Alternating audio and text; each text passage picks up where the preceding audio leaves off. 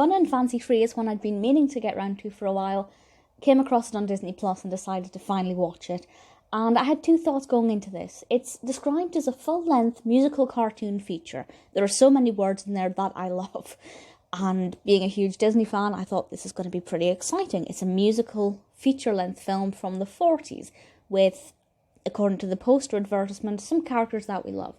It is featuring primarily Jiminy Cricket. It's hosted by Jiminy Cricket and narrated by Dinah Shore. And I thought this sounds like it's going to be really great. And upon reflection, it's actually quite interesting. There are bits of it that I think are unusual and peculiar and unusual choices. But for the most part, I would say that it's actually pretty interesting. There are a lot of really fun facts about this, actually. But we'll go through the basics. I'm not going to spoil anything. I don't really know if this kind of thing can be spoiled. But if you don't want to know anything about it, I will just say, if you're a Disney fan, give it a watch. It's better than I expected in some ways. And as I said, released in 1947. And this is directed, uncredited, by Jack Kinney and Bill Roberts. The live action aspect, and also Hamilton Luske. The live action aspect is directed by William Morgan. There is some live action in this, and I will discuss that because I have some thoughts there. But basically, this feature film comprises two shorter films. Jiminy Cricket hosts this, and he introduces us to both films, and then Dinah Shore narrates the films and also does a lot of the singing.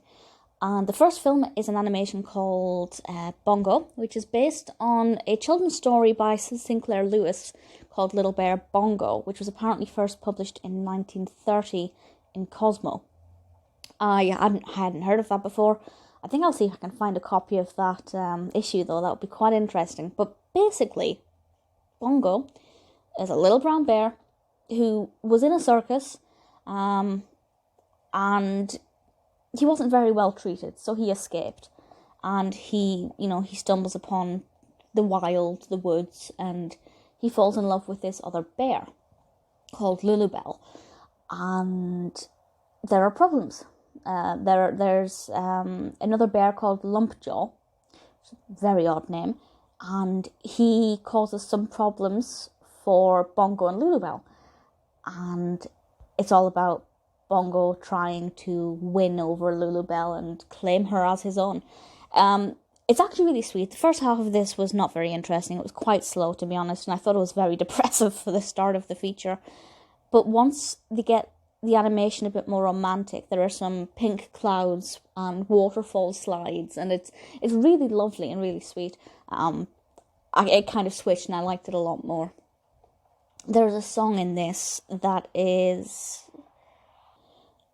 well, it's called Say It With a Slap, and the bears all start slapping each other, and that sounds ludicrous, and it is, but apparently bears show their affection for one another by slapping each other. Now, I googled this afterwards, and a lot of other people have also questioned it online. I'm still unsure of whether or not that's actually true, but I do think it's quite, it was the 1940s, different time. Animals in films were a lot more violent towards each other than they are now. But it was a peculiar direction, but it's cute. I like it. The second feature is Mickey and the Beanstalk, which I think I actually had a Grolier book of this when I was a child, but quite simply, it's the story of Jack and the Beanstalk, but with Mickey. But what is not simple is this is where the live action comes in. Jiminy Cricket finds an invite to this party, this birthday party, and he goes along. It's actually the birthday party of child actress Luana Patten, who I hadn't heard of, but certainly I will be exploring some of her work. And basically, this bit is narrated by Edgar Bergen, or Bergen, I'm not 100% sure. But he was successful. He was a successful actor and comedian. And he that was a cross between does and did. He did a lot of ventriloquism. So in this scene, we have Luana sitting on the sofa next to a ventriloquist dummy, which moves on its own. Obviously not actually on its own. You can't see the handlers. and another dummy, and then Edgar, who begins to tell this story of Mickey and the Beanstalk. And I find that really disturbing. I'm quite scared of ventriloquism, apart from Nina Conti. It freaks me out, so I thought it was really uncomfortable. I don't know why they chose ventriloquism to introduce this. I think it's something a lot of children are actually quite scared of, so it's an odd decision. I didn't particularly like that bit, but I don't know, I mean, it's not the worst thing. We get into the story, we hear the story of Jack and the Beanstalk, but instead of Jack and the Beanstalk, we have Mickey and Goofy and Donald, and it starts off quite melancholic. They're basically starving to death until, they go up the beanstalk, and as it follows.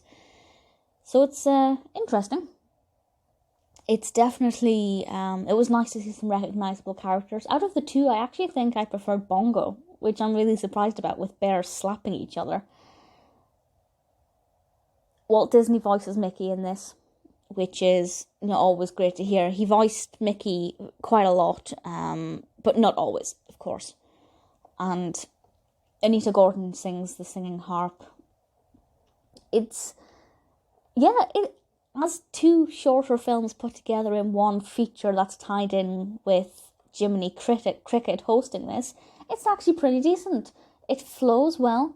It carries the theme across, and while I find the two stories themselves completely separate, the fact that they're able to be interlinked by Jiminy Cricket telling this story and then him doing things and then going to the party, it flows. It flows well. It's about 1 hour and 10 minutes. It's not ridiculously long. I think if this were released for today's audience, I think it could still be quite captivating. Not a blockbuster, not the next Frozen, but it's pretty decent and pretty fun. And I'd say that it's better than expected. I wasn't expecting it to be that engaging, but there's some pretty catchy songs in there. I love the animation style, of course. It's well threaded together. Fun and Fancy Free may not be flawless, but I think it still holds up today.